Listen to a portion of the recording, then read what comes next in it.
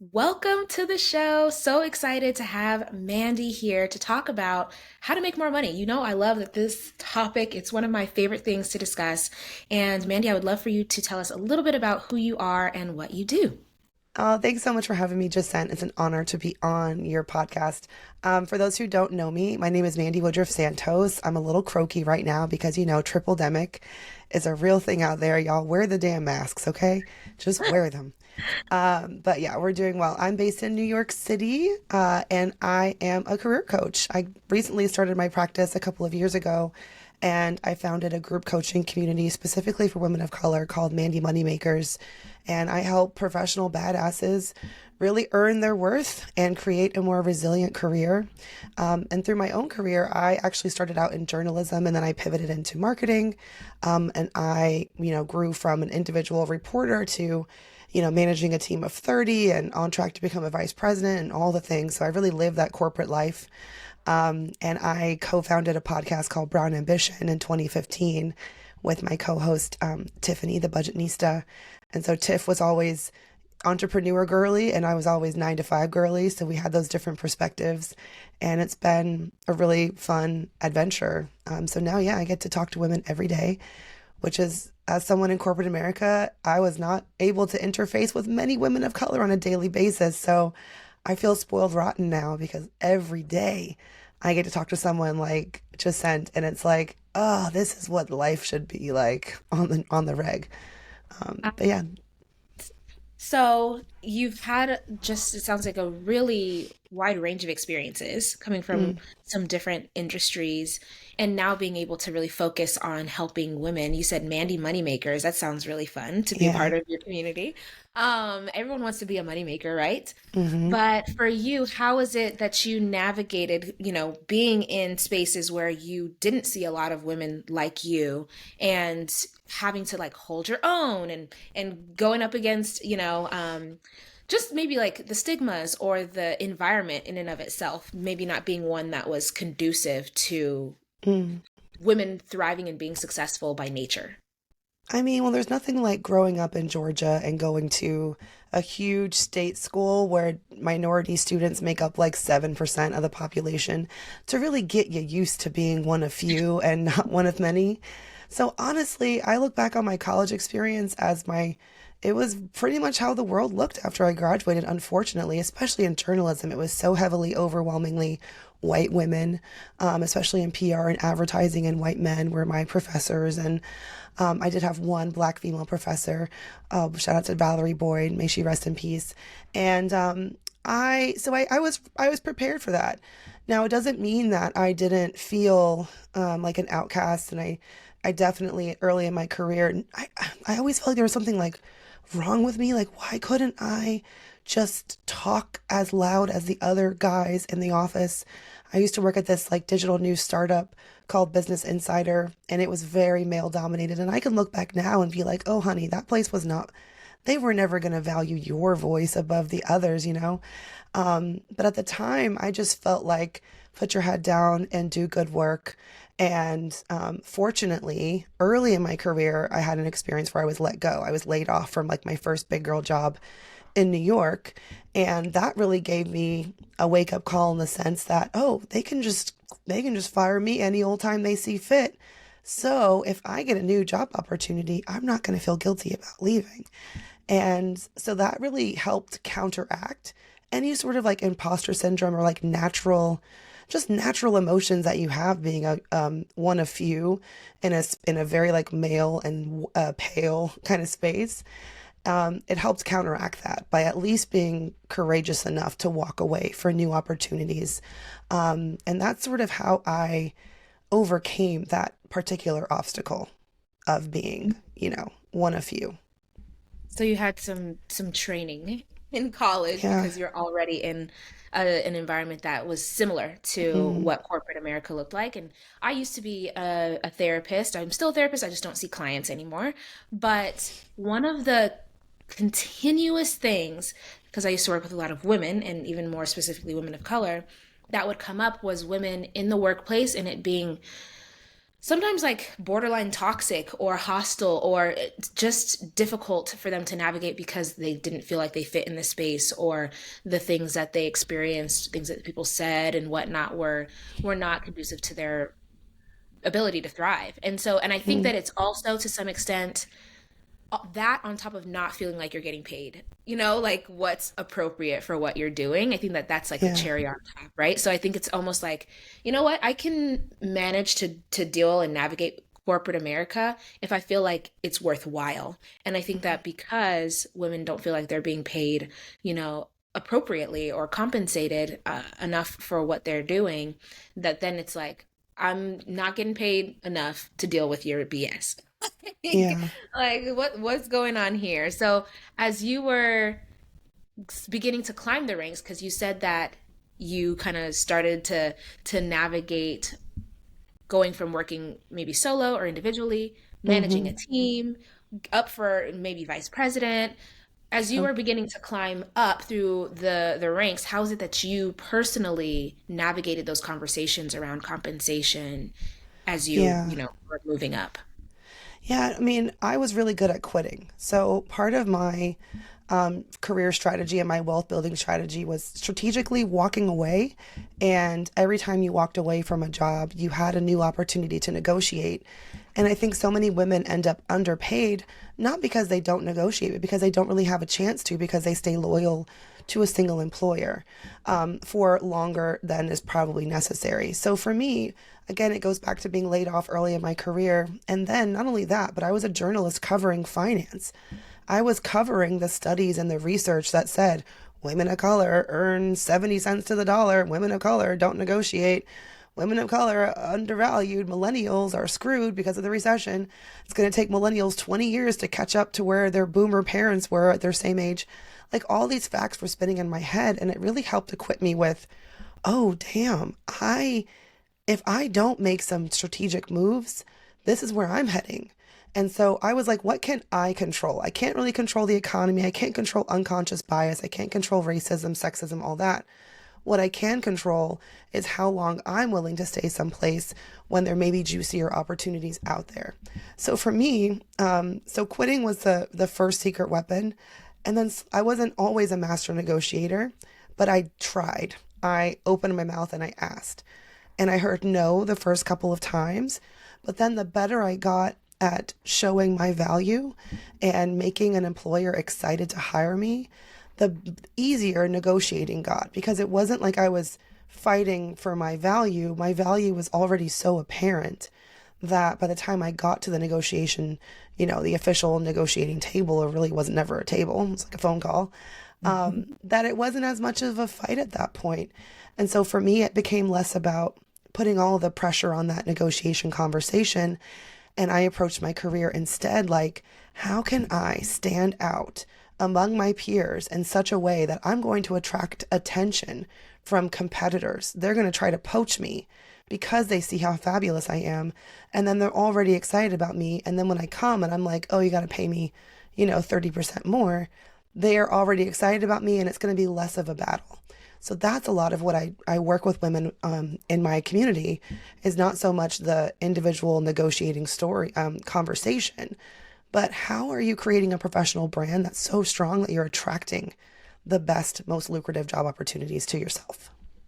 Y'all, if you haven't been taking notes already, these gems, oh my goodness, it makes me almost want to go get a 9 to 5 just to see what I can do. Just to see what you I can do. think Yeah, you're doing all right. just to see what I can ask for. You said some really significant things, and I want to kind of touch on them, one at a time. The first thing that you said that I don't think I literally have ever heard anyone say was, I'm really good at quitting. And I think that Not to that's just not brag. a phrase. Yes, brag. Like that's not a phrase that I think that we hear, and that we actually allow ourselves to use as a strength, because we Hmm. think quitting is bad. We have a negative connotation to quitting and having Yeah, the desire to quit, right? And that somehow it means something about us. But you're talking about strategically leaving when a position no longer serves you in order to yeah, be able to leverage the skills and abilities that you have to go and serve somewhere else or wherever is, because sometimes when you say you're going to leave, people are like, wait, you're going to leave? Like, what can we do? And so I think Hmm. that, that in and of itself is a power move. Um, Yeah. and then the two things that I want us to talk about is one, you said you learned how to show your value. And then two, Hmm. it was making an employer excited. And I think those are the two things that a lot of women are still in the process of learning how to do because, like you just mentioned, the negotiation or the conversation or the emails back and forth or whatever the case may be are just one piece of an entire puzzle that is how to make more money. And I think that when we understand it's more than just asking for, salary increase or whatever the case may be, it's actually what are you doing strategically to place yourself in a position to have that conversation go, more in your direction than not. And so that first thing, when it comes to showing value, what does that look like for someone to show their value in their work so that Well, so they can communicate it? yeah, absolutely. And so I'm speaking to women directly right now. You can do good work, but the good work may not be being seen. So what I work with women on is how are you showing off your excellent work? It's not enough to just be excellent at what you do, right? I think it's important to then be able to show that and share that outside of your company and also internally as well. And that's important too, because building up your fan base within your company, you don't know where those people are going to end up, you know? So if you're someone who wants to put your head down and just get your work done and not really be noticed, you could be shooting yourself in the foot. So, what are some ways that you can start getting noticed? So, I talk a lot about the power of entrepreneurship. So, being entrepreneurial is when you're in a 9 to 5, but you're coming up with interesting new ideas and ways to execute those ideas to help meet business goals. And that can look a bunch of different ways, depending on what field you're in. For me as a reporter, it maybe was me creating an investigative, series, that I would pursue that could potentially win me awards at my company. When I got into marketing, it was creating a bespoke publishing process, like coming up with a publishing process to improve upon what we already had. um, I would find ways to make my mark, coming up with the new ideas and presenting them and then seeing them through. Another way to be entrepreneurial is to look for opportunities to learn from other colleagues and look for ways to, people want to, everyone's always pivoting. I think career pivoting is just a natural part of our journeys. But what about the power of pivoting in place? So, who can you be learning from for free, quote unquote, like at your company right now and start building up some skills? Not only is that going to get you, like, put you in front of other people at the company and again expand your brand because other people are going to know you, but it's also going to help you become more valuable because you're learning new tricks of the trade, right? So these are ways you can put yourself out there. I'm a big fan of pitching yourself for conference opportunities to speak or be on panels. You can pitch your own ideas. You can pitch yourself to run a workshop on something you're really passionate about at your job, or to debrief your team on a recent project that you can just completed. Like, I want to share some key learnings. There's ways you can be entrepreneurial and get that attention and stand out from the crowd. Now, that's your internal brand at your company. That's important because, again, that's how you get the promotions, the raises, and you never know where your people will wind up down the line. They may poach you someday. But externally also matters too. So, what's your presence like on LinkedIn? Do not put LinkedIn in the bucket of like, oh, social media is the devil, blah, blah, blah. LinkedIn is bay. LinkedIn is bay. I would not have 10x my salary from 30K to 300K if I had not been on LinkedIn. There's no way, because LinkedIn is how they found me. You have to be findable. You have to make it so easy for people to see you, and you have to make it easy for them to poach you. So share your good work on LinkedIn, connect with people on LinkedIn, actually talk about your work and promote it. And not from a place of, I know people are like, oh, that's bragging or whatnot. But if you really love what you're doing, you're just sharing with the world a bit of what you love. And ultimately, people like to interact with people who are interested in what they're doing. I don't know. It's why I follow this random TikToker and all he talks about is the deadliest animals. And I don't really care about chimpanzees or like killer whales. But like he's so passionate about it. I'm like, oh, I'm going to tune into this guy. It's engaging, you know? So I'll stop there. But that's where you can start to think about shining and sparkling. You want to be the bright, shiny thing that people notice in order to get the juiciest opportunities. And when they notice you, they're going to be excited about you, right? So you start that negotiation before you've even sat down and had the conversation. Oh, y'all, this is real good. Okay. So then there's your internal brand and then there's your external brand, right? Hmm. Because like you said, you don't know where people are going to end up if someone leaves a job and ends up poaching you because they worked with you on the same team. That Yep. happens so regularly. And then there's, how are you showing off how you're doing or what you're doing in your job on LinkedIn, which is its own universe, right? Not Hmm. like the other social media places. And what's really coming to mind is another thing that I know a lot of ladies that I've talked to struggle with is this idea of like owning their genius or owning their abilities and their capabilities. Hmm. And this kind of, gosh, I don't know how to describe this relationship with humility that's working against them essentially, right? Like growing up, Yeah. it's like you need to be humble. You need to learn how to be humble and modest. And so I think as women, we're kind of conditioned to be that way. And Hmm. but then it's like you said, shooting yourself in the foot because if you're not singing your own praises, if you're not celebrating your own wins, if you're not sharing how you are helping organizations literally hit their objectives and make more money or save money or have an impact, then you're not acknowledging, the contribution you're making to a place. Is that Yeah. something that you see with your students, like that they have this, gosh, maybe I don't know if it's about confidence, but like a struggle with like sharing and showing that they're good at what Hmm. they do and owning it with power. I think there's this perception that if you just do good work, eventually it'll pay off. Like someone will tap you on the shoulder and be like, "You, Mandi, I notice you and you've been amazing. Here's all this money and a promotion." That ain't how it happens typically.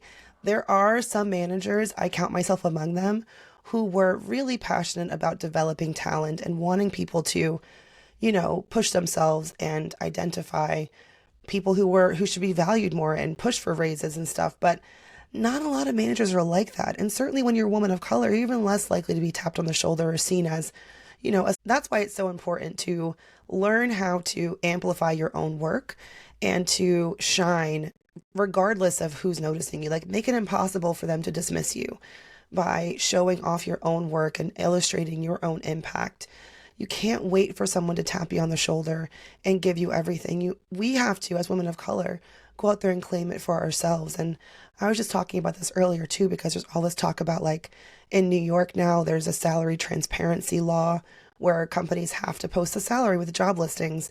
And people were like, oh, this is great, legislation is coming and maybe it'll be federal soon. And I'm like, but we can't afford to wait for that. As women of color, like, we have so much ground to make up for just because we start out from behind that you can't really wait for someone else to solve the problem. Think about what you can control again. So for me, it was quitting and giving myself opportunities to negotiate for more. But it was also learning that I needed to be able to sell myself and tell my own story to attract those new So important, I think, to, like you said, learn how to advocate for yourself, sell yourself, speak about yourself in a positive light. And when you do that, you're teaching people, you're conditioning them essentially to think of you in the way that you've talked about yourself. And so I think that's something that a lot of us forget is that we have influence over how people perceive us, and the way that we speak about ourselves can shift and change what that looks like. And what you're talking about really kind of highlights that for me. And so I want to hear about some of these MandiMoney Makers because I'm sure you have some really fun success stories. What has it looked like for some of your students to have made an employer excited that led to them having, like a great opportunity, whether it was a pay increase or, a new position? I'd love to hear maybe some of the stories that you've been able to be a part of. Yeah, I mean, I can just think about I got a DM from one of my Mandy Money Makers named Dana. And I know I talk a lot about quitting and obviously the great opportunity you have to negotiate when you quit. But Dana was in a situation where she works for a big public utility and she has been sort of like a best kept secret, just like a workhorse for years and years and years. And recently they like gave her a 6-month rotation into a management role, but they didn't give her a raise. And 6 months became 9 months, became 12. Next thing you know, it's 18 months. She's been doing this job, managing a team of 5 or 7 people, and still hasn't gotten a raise. And so she came to me in October and she just gave me an update. She was asking, like, okay, they finally told me that I'm going to get an official job offer. They're going to post the job and I'm going to like interview for it. I'm just like, the audacity that she had to still interview for the damn job she'd been doing for 18 months. But anyway, so I was like, and she was feeling timid about wanting to ask for more. And I was like, no, like, you haven't gotten a raise. You're doing so much more work. And they lowballed her. So they came to her with an offer of $130,000. She was making 113. I just did the math. I'm not this good at math to be able to pull this out of my mind. I just did it earlier because I was trying to calculate 15% raise, basically 15% raise, and no retroactive. Oh, you've been doing this for 18 months, so here's a bonus, you know? So she pushed back, and she was really proud of herself. She's like, and I coached her on the fact that don't be afraid to ask for more because they need you. You've been doing this job for 18 months. They don't have anyone in their back pocket who can do the job better than you. Not only have you been doing the job for 18 months, but show them, like, bring some data, bring an overview of the impact that you've had. And her team specifically works on budgets and things like that. So show some reports, show some numbers of how you have had a solid impact on budget projections and, you know, for the past 18 months. So she did that. And she pushed back and she was like, based on this impact that I've had and her own research of salaries of her level and in the similar area, she pushed back and asked for 30% more than what they had offered her. And she ended up walking away with 20% more. So she got from 15 to 20% more. Plus she got, I forget the total amount, but like several $1,000s of a bonus, like a cash bonus to kind of, it definitely didn't compensate for 18 months of, you know, her doing the most for not that much pay, but something, you know, and she was so happy and excited. And that's really what it comes down to. It's like helping women push through that doubt of, should I ask for more? And the reality is that it's always going to be uncomfortable. Like, it's always going to be awkward. It's not supposed to be easy to ask people for money, you know? So for me, it's just about acknowledging that it's going to be uncomfortable and just doing the thing anyway. So I'm really proud of Dana for pushing forward and negotiating like that. What else can I think of? I mean, there's so many examples of, oh, another maker, her name is Ray, and she's based in North Carolina. Ray used to work for a big retailer like Walmart. And she was, I'm trying not to give too much away, but she was like a recruitment specialist. Like, she'd work with the recruiting team. And she was making like $18 an hour, something really low. Plus, she was trying to get her MBA and she was doing a bunch of stuff. And she wanted to break into like recruiting, like, you know, talent acquisition. And it was one of those situations where for her, it felt like a big pivot, like, oh, this is so much different than what I'm doing.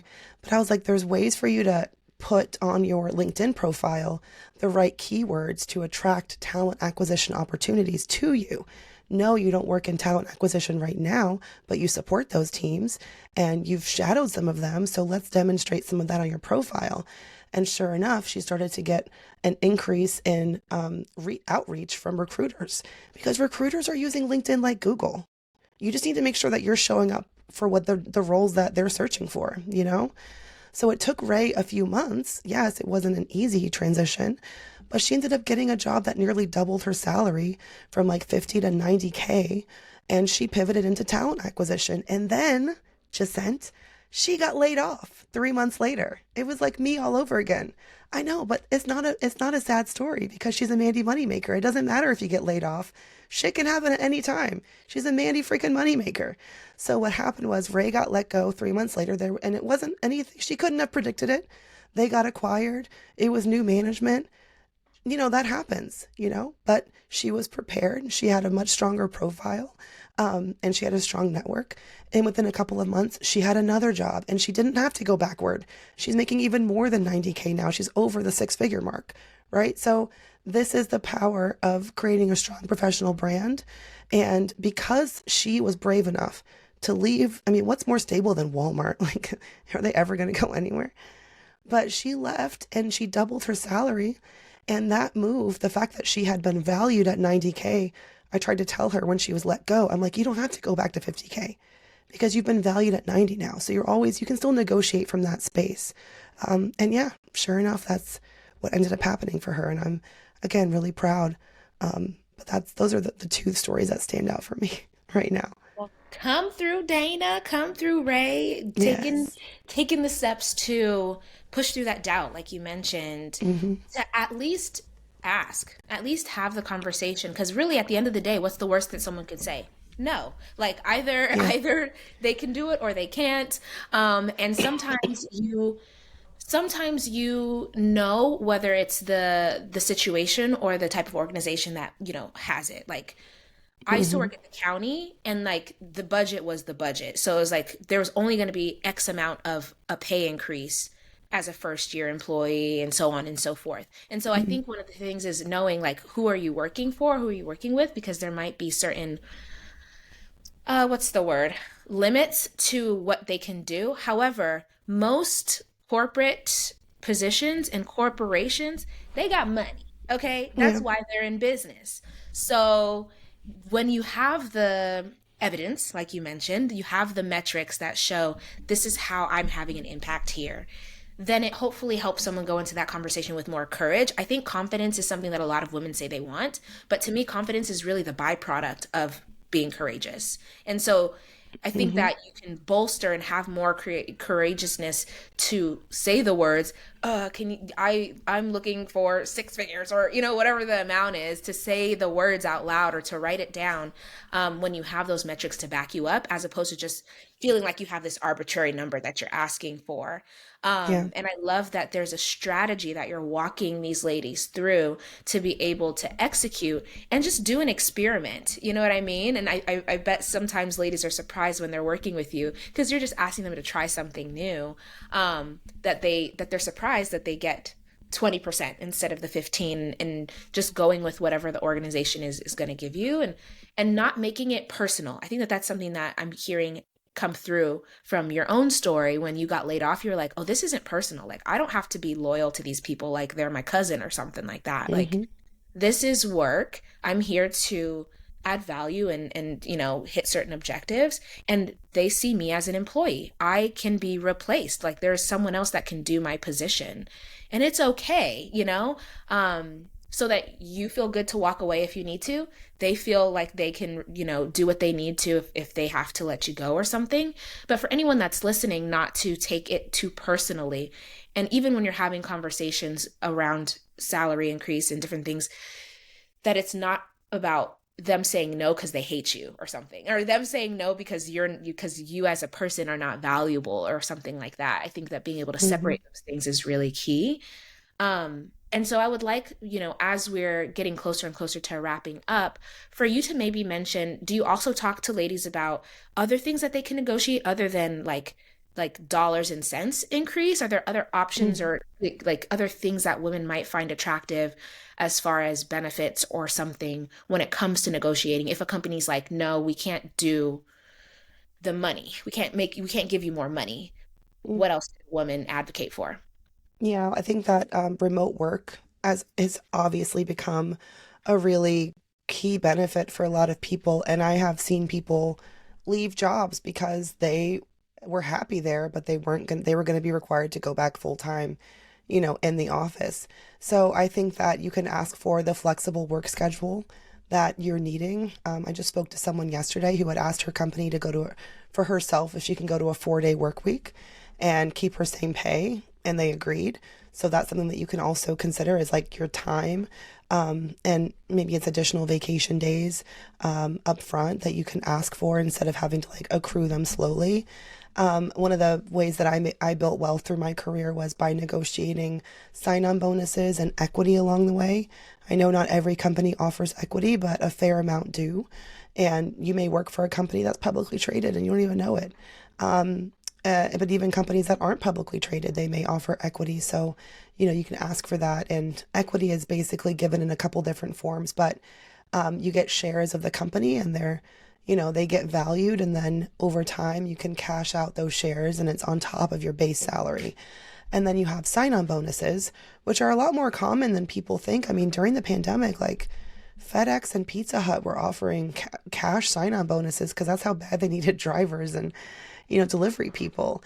And especially if you're someone who's being poached, like you work for some place currently and they're coming to you and they want to take you away, they know they have to sweeten the deal for you. So a signing bonus is totally within reason to ask for. And I have a couple of freebies that we're going to talk about. One of them is the Just Quit Toolkit.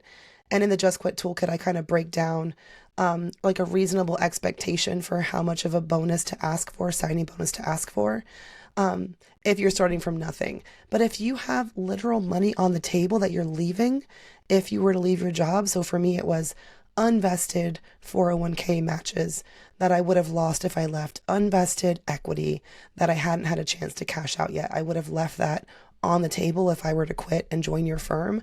Then I'm going to tell you what the cash value of that was and ask you to make me whole.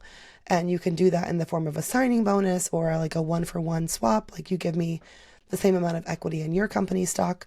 So there's for sure additional things you can ask. Another thing you can ask for is to pay for professional development, a fund that you can use to attend conferences, or I've had people pay for MandiMoney Makers through their professional development budget, get them to pay for it like they would a conference. So how is that company going to invest in your learning and growth opportunities? And you can ask for that upfront as well. Those are the things that come top of mind and that I think can make a real difference when you're bargaining. Ooh, ooh, ooh, ooh. Again, I'm an entrepreneur full time, y'all, but I swear I be thinking about getting a 9 to 5. I'm I do like, miss the bonuses. They were nice. yeah, I'm like, and sometimes it doesn't sound too bad, but there Yeah. are opportunities because I think that there's a kind of like a stigma or this idea that like entrepreneurship is like sexy and everyone should be an entrepreneur. And I'm like, no, like not everyone is meant to be an entrepreneur, and there are a lot of perks to working 9 to 5 that we really want to make sure that we're taking advantage of if that feels like it's the best option for you.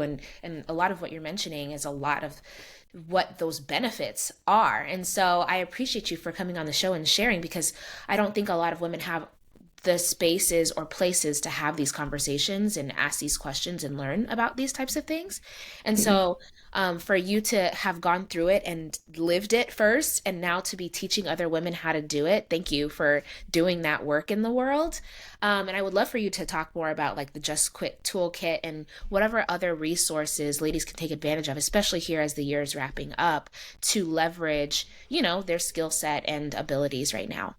Yeah, absolutely. I recognize that for many workers right now, it's the time of year when you're about to have your year-end annual review, and maybe it happens in December, maybe it happens when you come back in January, but there's plenty of y'all who are probably wanting to figure out, how do I finally ask for this raise that I've been wanting?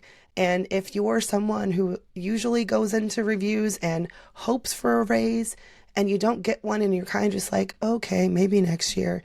I came up with three, actually four. I just added a new fourth one. Four scripts that you can use to ask for a raise from your employer, either during your review, after your review, around the review time. Because again, we can't afford to wait for them to decide that we're ready. We have to be the squeaky wheel and ask. And so I love these scripts because they really do give you the words. You can put them in an email, you can read them verbatim, through Zoom or on the phone or whatnot.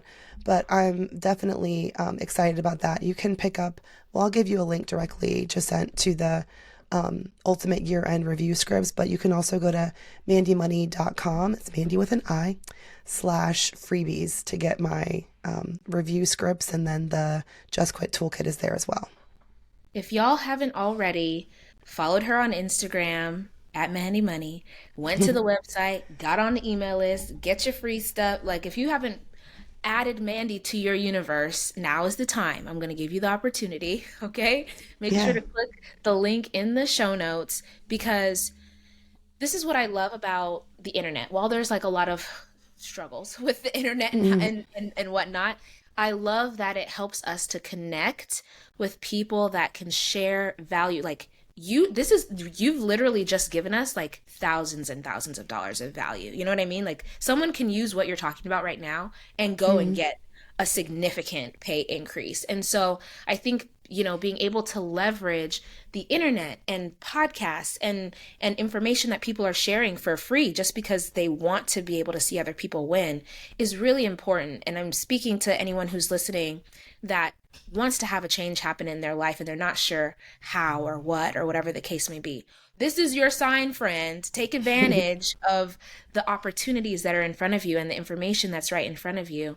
And don't take it lightly to go and get on her email list and make sure that you download the script and then send her a DM if you enjoyed this podcast and say, hey, thanks for sharing. Like, show appreciation, I think, also for the people that could otherwise be doing anything. I know personally, I got a 6-month-old.